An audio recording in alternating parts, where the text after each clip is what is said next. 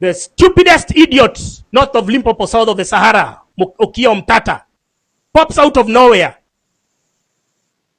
makes the protest about him. We even stopped talking about Kibet Bull. So on, if I'm not wrong, July 16th, that's when the DCI first arrested journalist Macharia Gaitho. He was driving from his home in Kerarapon, Karen, driving into town. When he got somewhere, they started trailing him, and then he drove into the police station, and then they abducted him right inside the police station. Luckily, his son was there taking the footage. It was circulated, and immediately, the police were able to say or to clarify that they were not looking for Macharia Gaitho. They were looking for Francis Gaitho because of a tweet I'd made. What was the tweet about? I was just poking holes into the explanation that had been given by the DCI about the bodies which had been found in Kware, dismembered bodies which had been wrapped in, carefully wrapped in the same model, using the same material, using the same kind of like kamba, using the same kambas. So I was just saying that this is odd. This is oddly suspicious. How can there be such uniformity and you say you don't know? While at the same time, we've been talking about the missing persons. I think at some point LSK tried to do some documentation, but there has been a systematic, deliberate, choreographed attempt to suppress the actual numbers of those who've been missing, those who've been declared missing.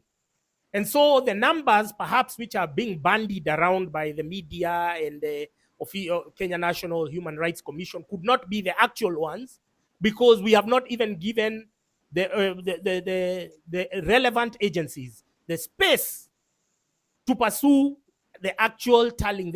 We need to verify how many people have been missing. So most of the family members have also been sold for fear. They are not speaking out.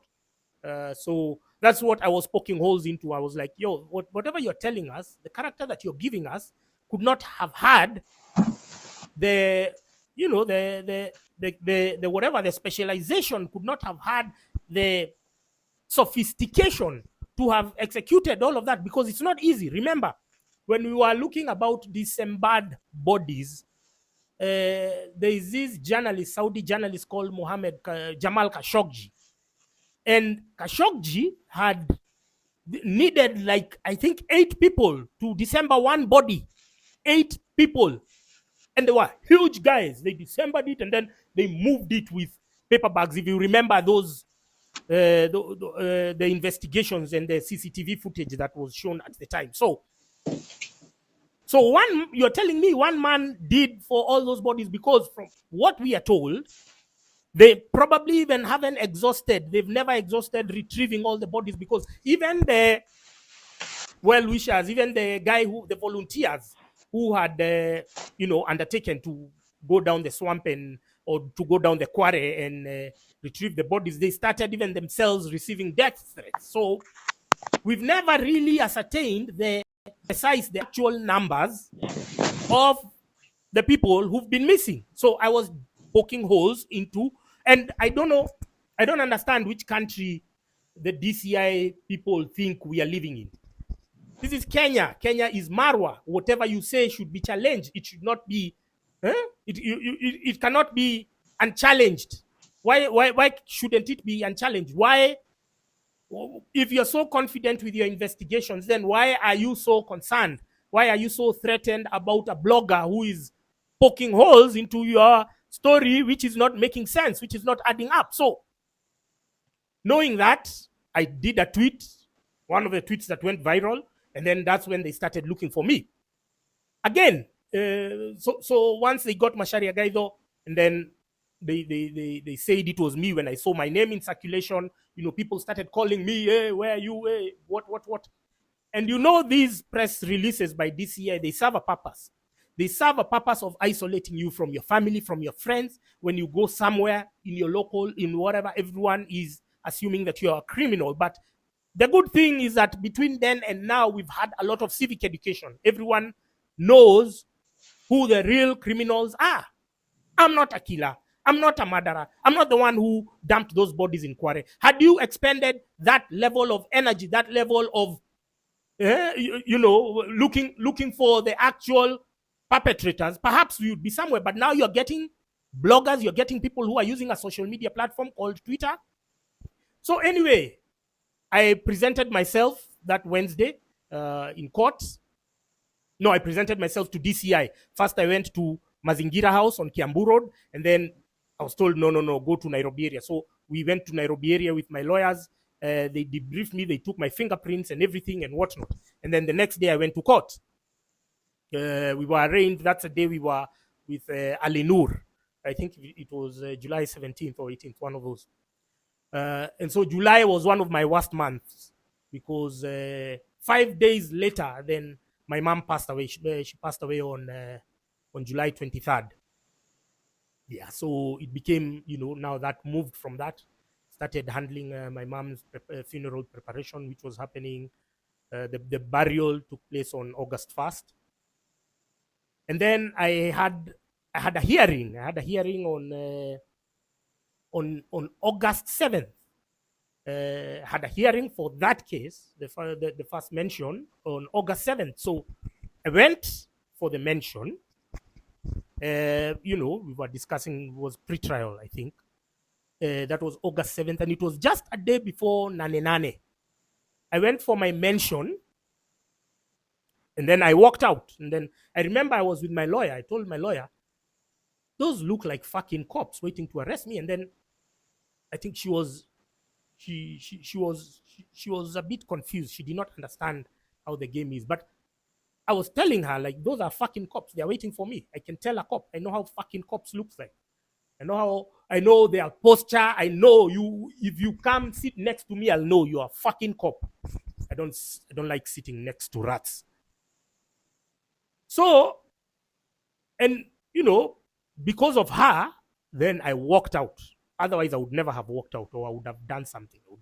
I don't know what I would have done.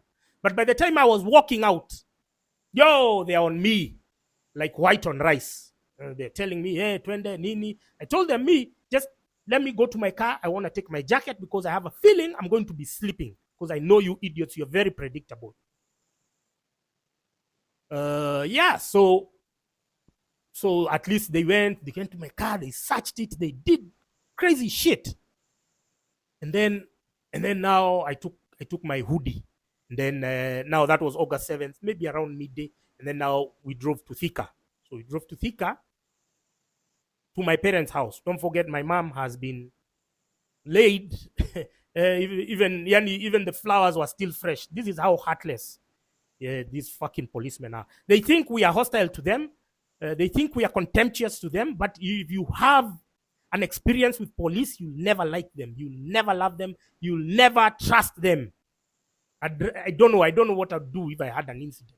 And I know I wouldn't go to the police because they just having an experience with them. Drove there, and then we left my parents' house. We went to my apartment. They ran it down. They took all my gadgets, my cameras. I had a GoPro. I had a camera I used to shoot content with. They took my flash disks. They took my phones. They took even these bastards are crazy. And so from then on, I was like, my safety is threatened anytime I'm going for a mention. If I'm going to be arrested out here, I thought those practices had ended in the Moi era. I didn't know they were still in existence. I didn't know that you could be arrested outside court. And we are hearing the judiciary, they are not making any noise. They are literally, in fact, if you look at my mention dates, it's almost like they are structured so that I can be rearrested every other time. So there seems to be this camaraderie between the ODPP and the judiciary and the police, so that we who are threatened, we who are targeted for speaking the truth, we can always be rearrested. And I was like, no. I was telling my lawyer, I won't go there to be rearrested again because I don't know where these people will take me this time around. Because abductions were still going on. I don't know whether this time round they are going to take me to a forest and dump me. I don't know whether they are going to take me to Kware. I don't know whether they are going to take me to River Yala. I don't know whether they are going to take me to Juja, because I can't trust a cop. And the judiciary, everyone seems to be okay. They have no problem, because don't forget me, I'm not a capital offender. I'm not a fucking capital offender. I'm not a killer. I'm not a rapist. I'm not a human trafficker. I'm not a scammer. I've never stolen anybody's penny to warrant now me being arrested outside Milimani law courts. I've never had any condemnation from the Law Society of Kenya. I've never had any condemnation from the judiciary. So this practice happens. It's just that it's happening to me and I have a voice. I can speak, I can relay, I can express my disgust at the deteriorating state of Kenya's democracy. Remember, I told you, Kenya right now is a one-party state de facto. It may not be official, because what have they done? They have captured all the tenets, all the structures, all the whatevers of democracy, all the levers of democracy. They have bought the opposition. Raila Odinga, you've seen him there shamelessly. And his propagandists, they've become more of Ruto sycophants than Ruto sycophants. If you see the people who are speaking now for the regime, it is Raila hoodlums. It is Raila bloggers. It is Raila bootlickers. It is Raila cocksuckers. Shameless people like Seth. Seth December. Gabriel Oguda. Collins Bay. You guys are so pathetic. You guys are so disgusting. So they have captured the opposition. They have captured the legislature. They have captured the judiciary. They have captured the media. They have captured the NGOs. They have captured trade unions. They have captured the churches.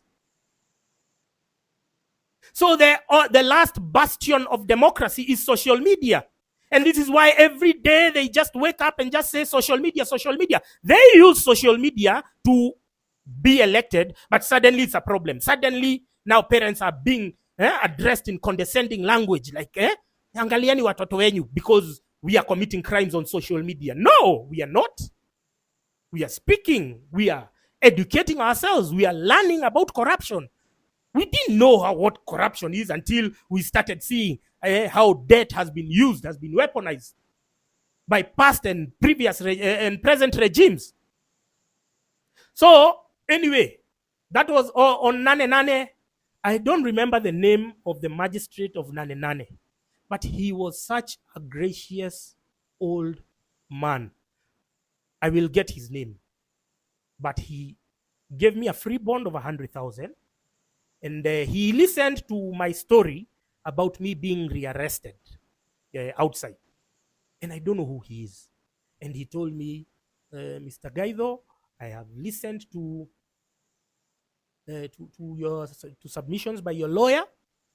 And even as I give you this free bond, I will give you some advice. Look over your shoulder. Don't tell people where you're living. Take the basic precautionary measures, because we have seen this movie before. We have seen these occurrences before, and they, when a government is pursuing you, they might employ unconventional means to achieve their ends.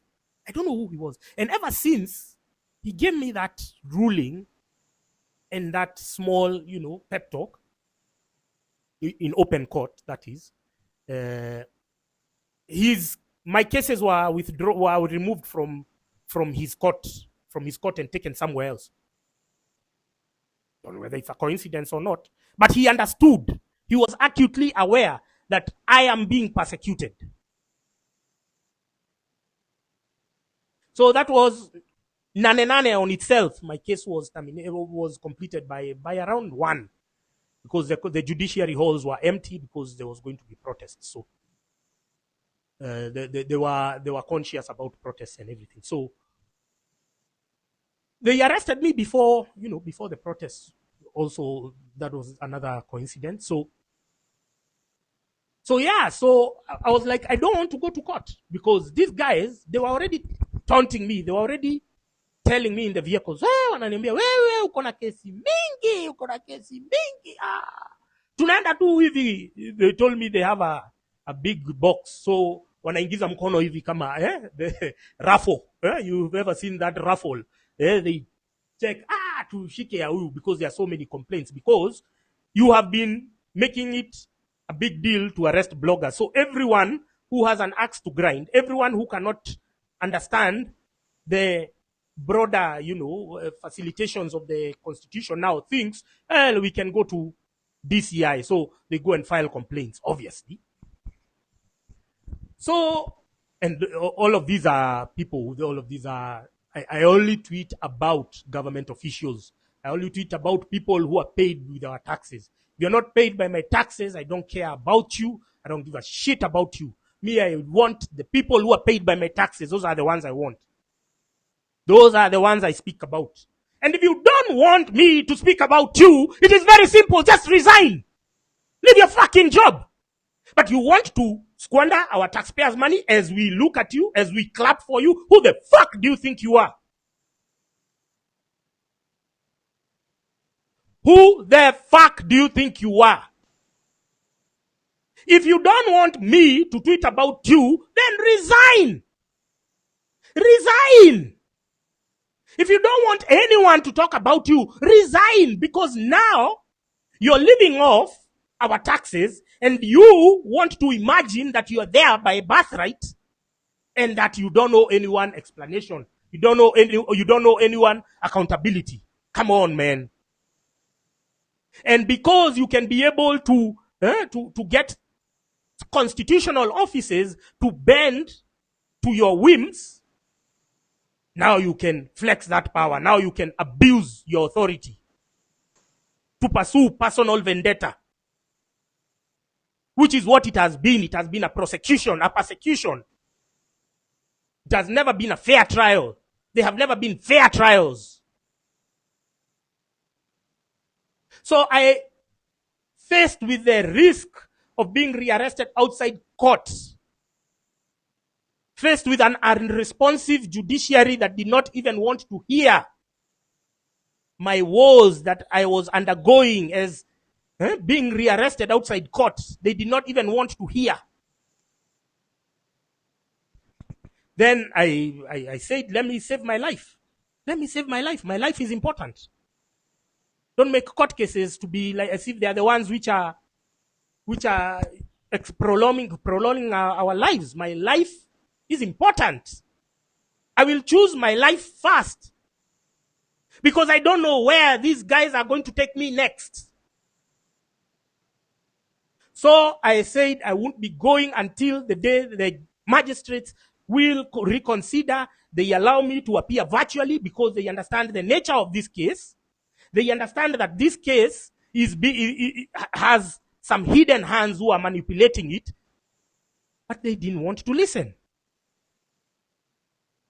And so on October 22nd,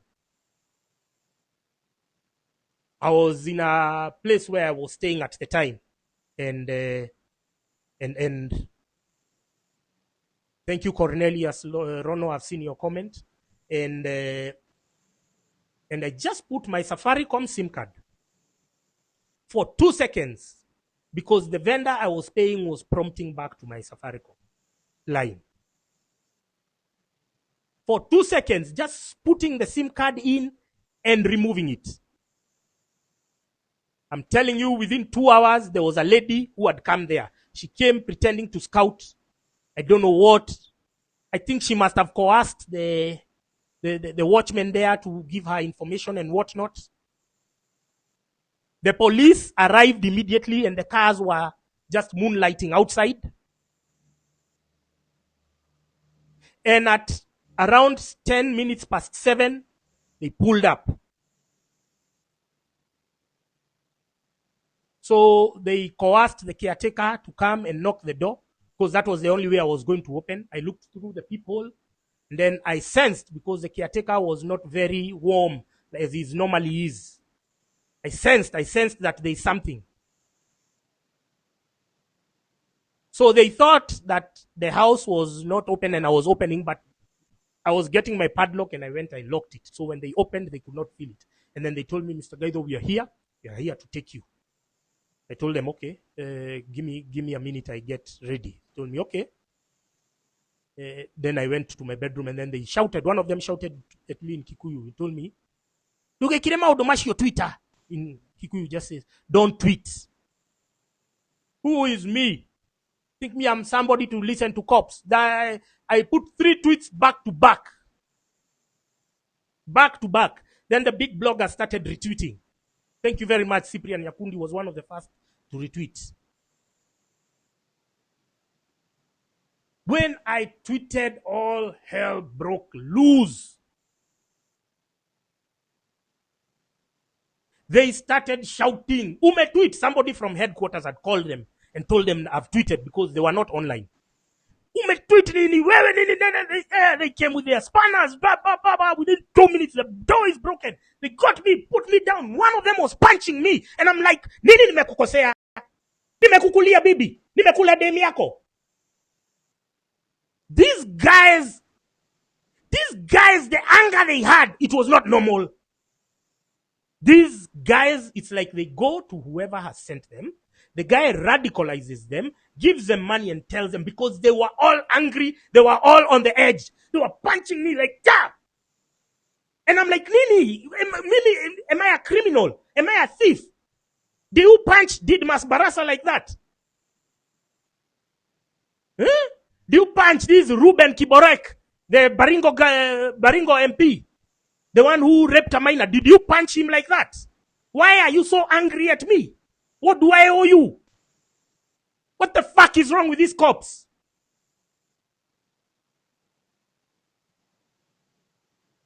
Those guys were they were on hit, literally.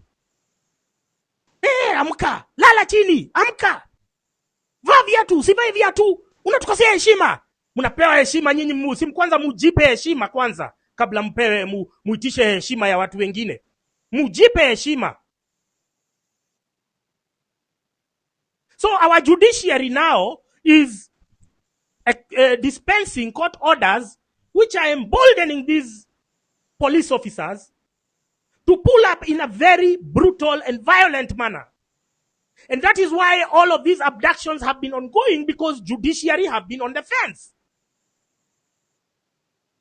So our axe to grind with the judiciary is not because of what and what. It's because they are silently enabling. Like now, my first warrant of arrest was issued by a terrorism court. For what? For tweets.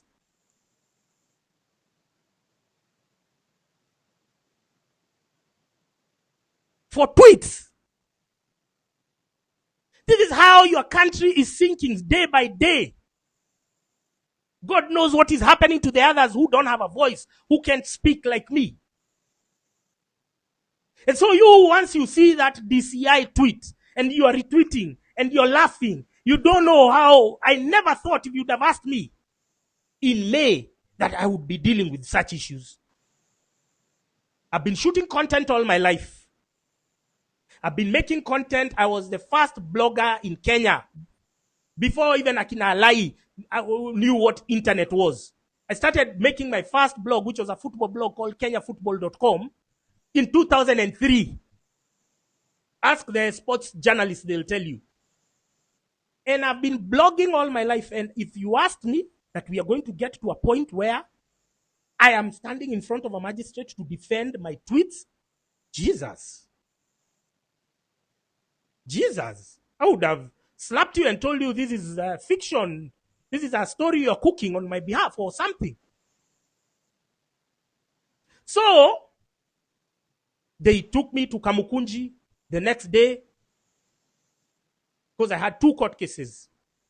I went back to back. I went to this court and this other court. And I was released.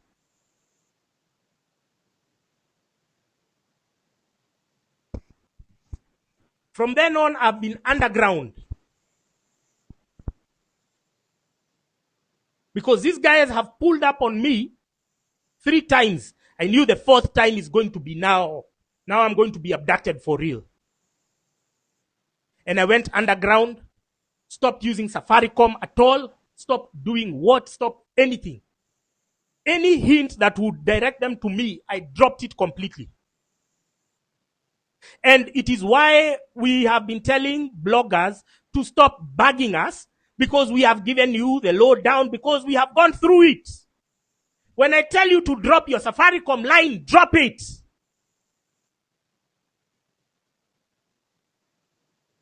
When I tell you to do this, don't trust X, Y, and Z individual. Don't. Because these are tried and tested formulas. We have correspondent with other people who have gone through the same thing. So now we know. Now we know what happens. Now we know who. We were talking about the protest the other day. You guys have been telling you about people and you think I'm just hating on them. Why do I hate Hanifa? Why should I hate her? She's not even my type. You know, I could bully somebody who I have a crush on. She's not even my type. But she stole Mchanga money. She's an agent. She's a whatever, a sellout in the movement. And so now on Monday the 30th, January 30th, that's when people started telling me, oh, we were running with Hanifa in the streets and her friend called Shakira, running from the cops, but they walked in Central Police Station and then they walked out. Other comrades were arrested inside. You are now connecting the dots yourself. Oh, we were with Polo Kemani, we were arrested, but somehow he sneaked from the cops. The stupidest idiot north of Limpopo, south of the Sahara, Omtata, pops out of nowhere, makes the protest about him. We even stopped talking about Kibet Bull. We have started talking about Kibet Bull today. Because all along he came with a barrage of media.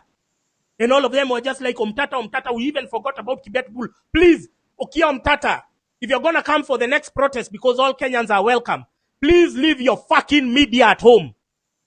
We don't want to see you protest with other people. Nobody has an interest to see your bullshit. Omtata, you have become such a liability to the cause. You and Boniface Mwangi, I don't know what interest you have to keep us suspended in a state of economic and financial and constitutional despair. What are you gaining, Omtata? What are you gaining by working with Ruto to come and undermine the movement? Why are you deriving so much joy? We try to shed you off, but you find a way to sneak and meander in. We try to get rid of Hanifa. She still tries to find her way in. We tell Osama Otero we don't want him. He still finds a way of tweeting and trying to create his own schedule of protests. Is it the thrill? Because it can't be the money. You guys don't look like you have money. You know you can't hide money. You can't hide money. You guys don't look like you have money.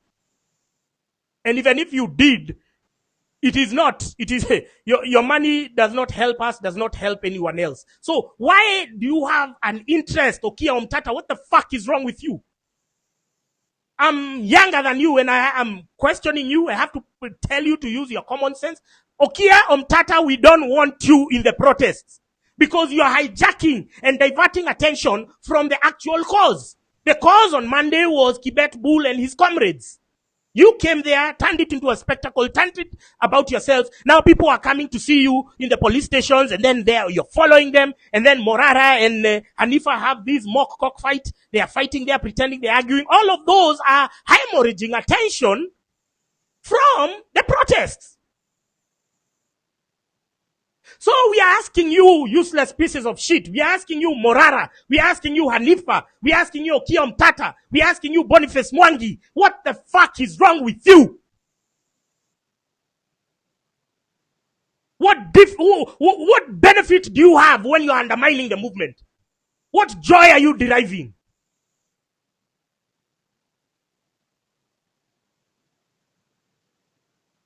You come there, we've convened protests. We are telling people it's about Tibet. You've come there with your cameras. The cameras, the media, they are so lazy, they are so stupid. They're media idiots. Instead of focusing what is happening with the protests in the back streets everywhere else. Oh, okay, Omtata. Oh, who came to see him? Oh, PLO came to see him in the police station. Oh, Mother Karua has come. All the attention has moved from the actual people who are deserving to the celebrities. Now, can those celebrities and the famous people, can you be decent and honorable and gracious enough to just stay away? If you know that you are a magnet for these cameras, if you know that you are a magnet for these blogs, can you just stay away on Monday the 6th when we commence the Free Kibet Bull movement? Can you? Is it possible? Is it remotely possible for you to set aside your personal ambitions, for you to stop thinking about 2027 because our current afflictions cannot be postponed, cannot be continued as we wait for your imaginary presidential bid? Can't you be gracious enough, Okia Omtata, for you to momentarily suspend your cannibalistic ambitions of 2027?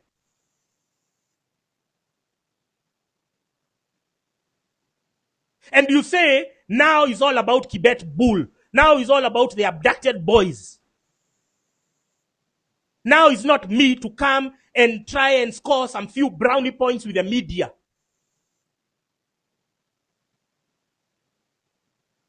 Okay, Omtata, we've been talking about your role in Kibet Bull's disappearance. There are many unanswered questions. Number one, he came to see you on December 24th. You only acknowledged it on December 25th, Christmas Day, after I tweeted, after I linked you to his disappearance. We cannot unsee that glaring evidence. We cannot, okay, Omtata. No. Me, I cannot. Other people can. Me, I can't leave you. I can't leave you. And then over and above that, you're coming to do stands in protest. Mokia Omtata siwezi kuacha. Cannot leave you. Tuko na wewe. Bumper to bumper. Maybe you're even behind my judicial issues, because I hear you have cartels here in the judiciary. You met him on December 24th. December 25th is when you acknowledged. December 27th is when now you released footage of the CCTV of the Subaru. So 36 hours to acknowledge that he was in your office. 72 hours to acknowledge and to start telling us that he was abducted, and we noted a suspicious Subaru which had one of those communication gadgets and surveillance gadgets on the rooftop. So you took all that time. Why? You should have made noise before. You should have made noise on December 24th. Maybe a lot could have been salvaged.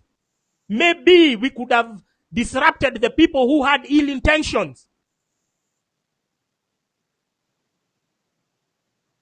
But you waited. And then now you go to court. Hey, I'm getting a court order. They have to be presented. We've been given they have to be presented in 7 days. Now, worst case scenario, if these boys have been murdered by Abel Rotich. Worst case scenario. Will those court orders bring them back to life? No.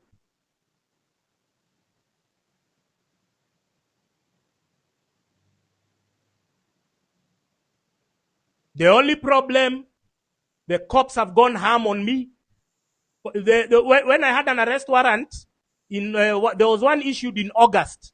They sat on it for 2 months until they came to arrest me in October. So 2 months. But this one, you can see it's dated 23rd, but they have published it today, January 2nd. Why? Because yesterday we unveiled somebody called, you heard him, Abel Rotich. Abel Rotich, together with he's a retired major. He had vied as a member of parliament in Soy constituency in 2017. He's working with a team We were named, yesterday I named 2 KDF officers, not there in official capacity, working undercover. They are on the 21st floor of Cooperative Bank House. They are disguised as a South Sudan peace team, peace committee. So you're asking yourself, how can a South Sudan peace committee have all staffers hailing from the Nandi sub-tribe? You understand? These are the dots that these guys don't want us to connect. These are the questions they don't want to hear, because they think that we are living in a dictatorship. Now, if other people have resigned their fate into accepting the dictatorial nature of Kenya Kwisha shit show, it's not me. Neither I know it's not you. That's why we are giving them problems on social media, because now that the algorithms are freeing up and our messages can be heard, we no longer have the state-sponsored parrots dominating the narrative. Now we have very many people who can question whatever information they throw at us. And so I was tweeting earlier, I was saying, the only reason why these guys call cops on us, the only reason why they call cops on us, it is because we have outdone them, we have outshined them in the game of banter. Now, Akina David D, because they are the apex of the propaganda pyramid. David D, Hussein Mohammed, Dennis Itumbi. Because we have outdone them and outshined them in banter, then they call the cops on us. They call the cops on us. They are like those kids who used to be bullies the first body. A guy comes, says, tuanze mchongo wano, mukianza mchongo wano hivi, the guy goes and tells the teacher. The moment he starts seeing that they are losing ground. That is it. You are unable to manage banter. You have been given a job to handle us for banter. You are unable. Now you call the cops to kill us. How shady can you be? You're very entitled pricks. You are even incompetent, even in simple things like banter. You have to resort to using police force, police brutality to try. If you silence me, you think there is nobody. You think the people who listen to me do so because they are coerced. No, it is all voluntarily, because it's a battle of wits. I present my views, you present your views. The plenary makes their own independent assessment. Now, if they seem to gravitate towards my theory, then you shouldn't feel bad. You should work on your presentation. Perhaps it's the language. Perhaps it's the, mediocrity. You guys have embedded mediocrity. It is embedded in your DNA.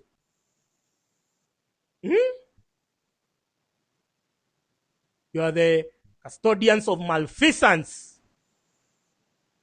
So just because we have outdone you, we have outshined you in the field of spin, in the field of banter, now you resort to underhand tactics.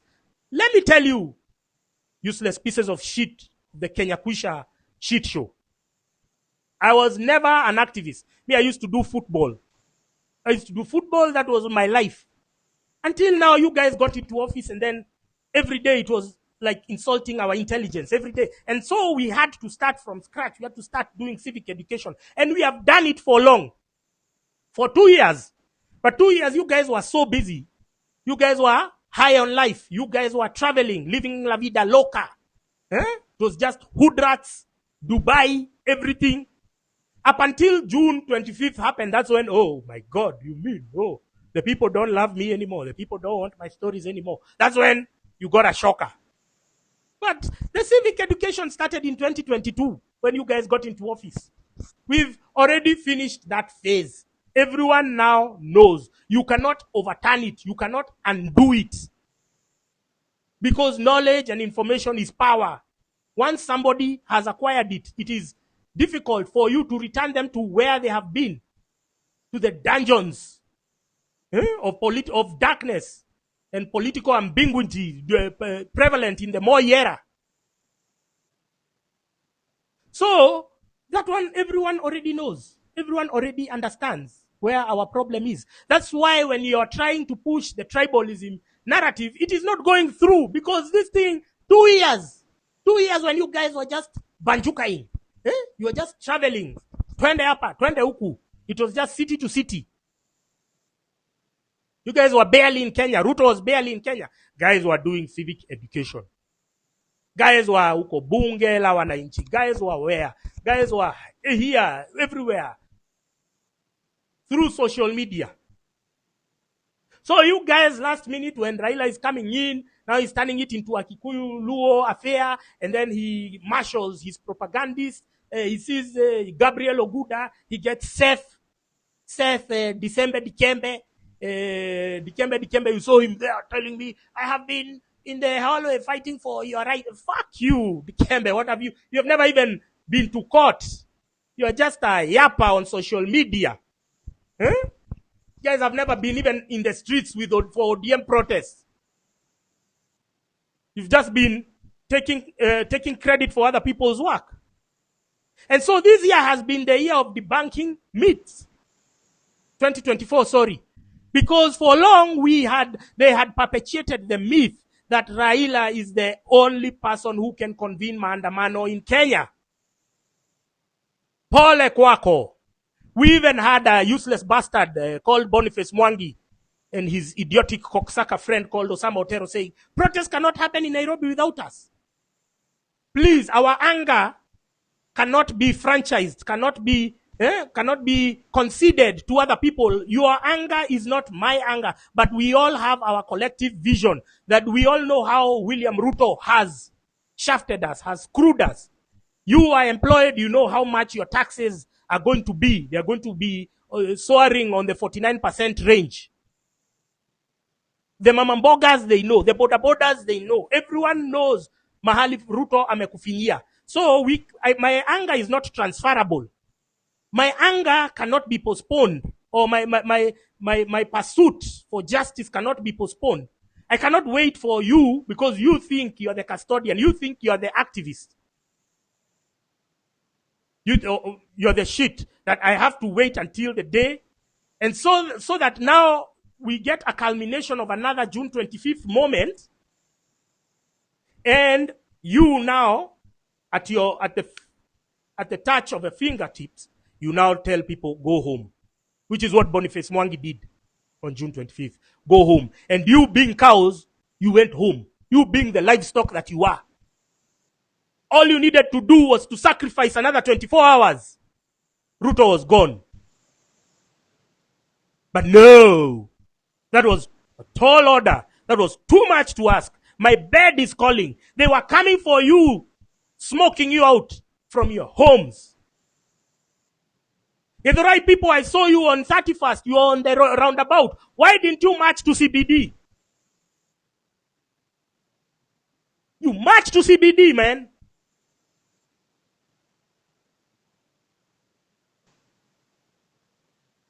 Kericho people, I saw you on the road.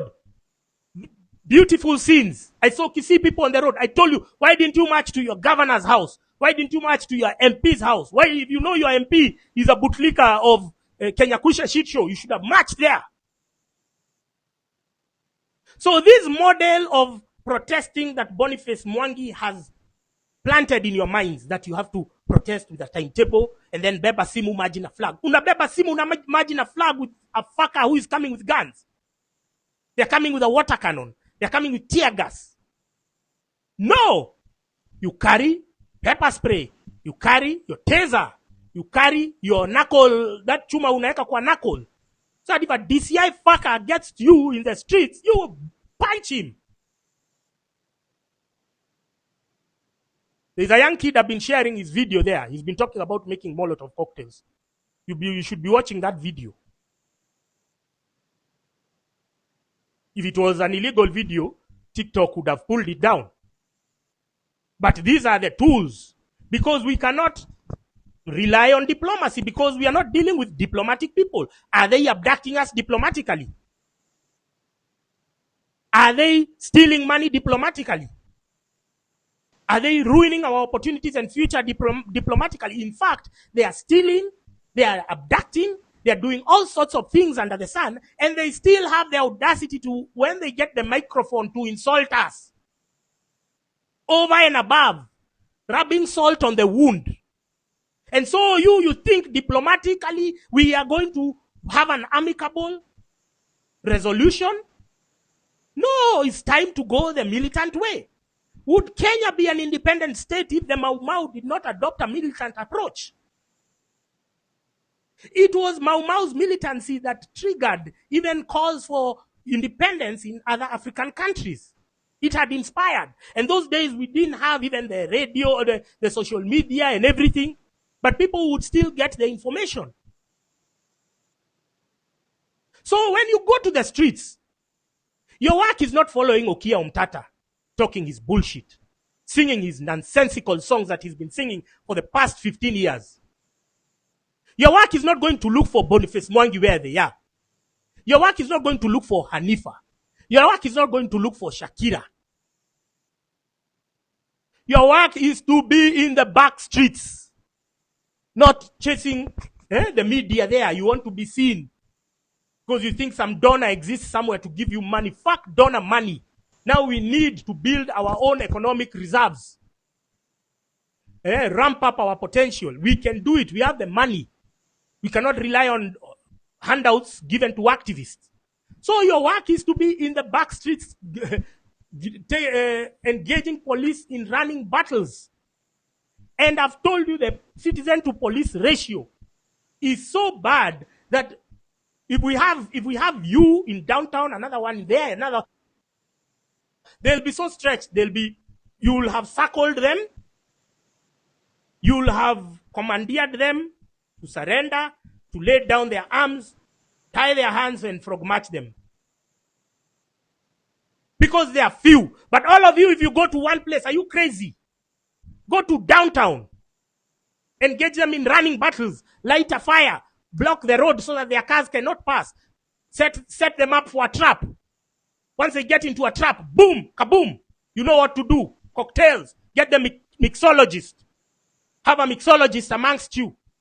We have to go militant because these guys, have you seen what they've done to the kids? They're abducting them. Did you see the CCTVs when they were picking up Peter Moteti from, the guy didn't have time to speak. Did you hear NTV last night where they had somebody narrating that they rocked into his house, assuming that he is Kibet Bull. They went and woke him and his wife in bed. How disgusting is that? And then they went, woke up the kids. The kids are crying. His wife is almost collapsing. She could not even breathe. It was on NTV. Did you see a church in Nyandarua there? They were lobbed for tear gas. It was giving Kiamba 2007. The way people were burnt in a church. That is the direction we are all heading. If you don't do something about it. So when we get to Monday and we are protesting, I don't want to hear some stupid business people saying, ati maandamano inatuharibia biashara. Wewe, ebu ongea hivyo tena. Wewe ebu fungua kazi, Monday uone. Fungua kazi. Kama wewe umetahiriwa. Maandamano inatuharibia kazi. Maandamano inatuharibia kazi. Umbwa wewe. Let me tell you, your economic prosperity, your money, your sales, your turnover will not begin where my lack of freedom, lack of economic prosperity, my court cases begin. Or my freedoms end. So your prosperity will not begin where my freedoms end. Please, get that in your thick heads, you business people. You seem to imagine that the Kenyan economy is built on those idiots who import shit from China, and they are the ones who've been holding us hostage, telling us we should not pursue our civic duties because they have to make money. Musituambie hivyo tena. And this is a collective sacrifice. This is a collective sacrifice that we are all going to make. The business people, the activists, we want you to transcend your parochial interests, your cannibalistic agenda. We want you to stay aside. We don't want you to hog the limelight. We don't want you to speak on our behalf. You have spoken for 15 years. We have not seen any yields. Within the last 15 years that Okiya Omtata and Boniface Mwangi have been activists, with the same period that we have seen a degeneration, we have seen a regression in our fundamental constitutional and human rights. We have seen economic decay. Yet they have still been activists in the same duration. So your strategy has been tried and it has been tested and it has proven that it is a failure. So can you just be decent and honorable enough to now not turn protest to be about your fucking selves? Nobody cares. Nobody gives a shit about you, Boniface Mwangi. Nobody gives a shit about you, Okiya Omtata. Can you now step aside and stop hogging the media limelight? Can you stop bringing your paid journalists to just focus on you and not the protesters, not the cause that is being championed at the day? Is it too difficult? Is it too much to ask you, useless piece of shit called Okiya Omtata? Is it too much to ask you, useless bastard, you traitor called Boniface Mwangi?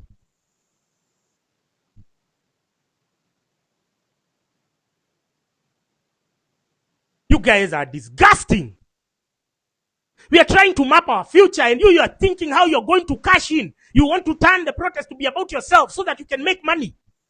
So that you can sell out people. So that they can be abducted and killed. How narcissistic do you have to be to derive joy? That now you're seeing now is phase 2. Now we can cash in again. As if we have not been talking. As if we have not been alerting each other about your treachery. Okiya Omtata, you have not provided a conclusive explanation of the contents of the discussion of your meeting with Kibet Bull. You're just meandering. Writing long statements, long-winded missives. Hey.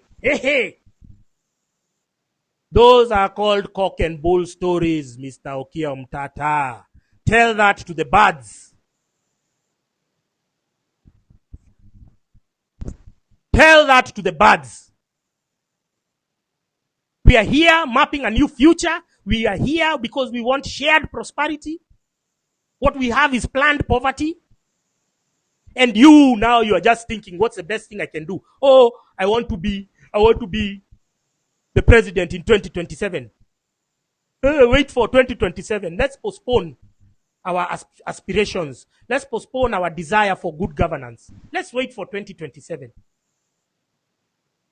And so every day I'm being met with all these tweets. People are saying, oh, Francis, you're dividing people. We need all the firepower. We need all the people that we can. No, we don't. We were hundreds of thousands in CBD on June 25th. Did it yield anything? No. We just had some stupid kids storming into parliament and eating pilau. So we need few focused, intentional, purpose-driven people to take this journey forward. Because if the most of you are listening to Okiya Omtata and Boniface Mwangi and Hanifa, surely you are as good as useless. You people cannot help us. You cannot take us to the next level. But we need people who can push us forward. Because as you've seen the headline of this tweet, the dark days are back. We are living. We are now in the thick of them.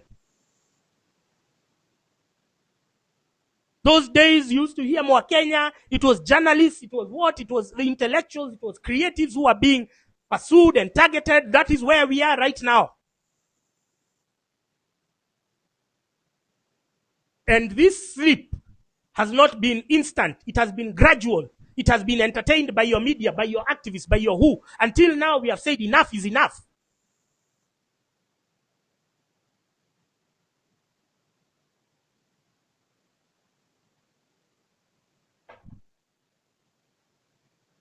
We've said enough is enough. And the biggest problem, our biggest undoing, I swear to God, has not been William Ruto. I swear it has been the internal saboteurs. I have spent more energy, more time, more everything just dealing with the internal saboteurs, which is why I'm telling you, we will have to move correctly. Even if you move with numbers and half of you are infiltrated, then you're going nowhere. We must move correctly, which is what the fathers of the second liberation, they started in the 90s agitating for the clamor for multi-party democracy. And so they onboarded everyone depending. They did not want to vet people. Are you a sellout? Are you a who? And so now when it came to elections in 1992, of course, first of all, Moi repealed Section 2A of the Constitution, and which had declared Kenya a one-party state. So he repealed it. Now it became a multi-party democracy. And Moi, so for me to comply with donor demands, let me just do this, and then I'll manipulate people from the inside. So they onboarded everyone and created this giant Forum of Restoration Democracy, FORD, which had, amongst other people, Jaramogi, Matiba, everyone else, until now Moi started playing the divide and rule. Their numbers cumulatively could have toppled Moi in 1992. But now they were split. So Jaramogi started his own Ford Kenya. Whatever. Kenneth Jindo Matiba started his own Ford Asili. All these other guys, it was a split. Then Mwai Kibaki came with the Democratic Party. Everyone, like that. And so their objectives, because they were so warped on removing Moi, as opposed to moving correctly, they had already given a lot of clout to these clowns who had been sellouts from the jump. Fast forward to 1997. Hey, what? Now there was even a meeting in Thika, at Thika Municipal Stadium, overseen by Manasseh Kuria. They were trying to unify, I don't know what. And there was but they failed to see the sellouts within them. So they embraced Raila Odinga. He came, he was splitting votes with his National Democratic Party, NDP, and what. It was just a vote splitting game, tribalism. And then immediately, because Raila had served Moi, then he was co-opted in government of Nusu Mkate, and he killed his own party, NDP, to become the Secretary General of KANU. But these guys had embraced him because of that illusion that we are all together. No, we are not together. I cannot be together with Boniface Mwangi. Boniface Mwangi is a snake. He's everywhere. He's with Bill Gates. He's with Ruto. He's there. His hands are everywhere because he has so many favors to return. So I cannot be on the same table with him, because if I was to be killed, I wouldn't be killed by a state-sponsored blogger. It's this person who is pretending to be a friend. That's the one I am most scared of. I don't mind. I can have a drink with state-sponsored bloggers because their loyalties have already been, made public. But these ones who are here, who are there, Boni is with Bill Gates, then he's with Ruto, then you're seeing him at a meeting with Felix Koskei, then you're seeing, he's so everywhere, you don't know where his loyalties lie. You don't know where he stands. That's the guy I wouldn't have a drink with myself.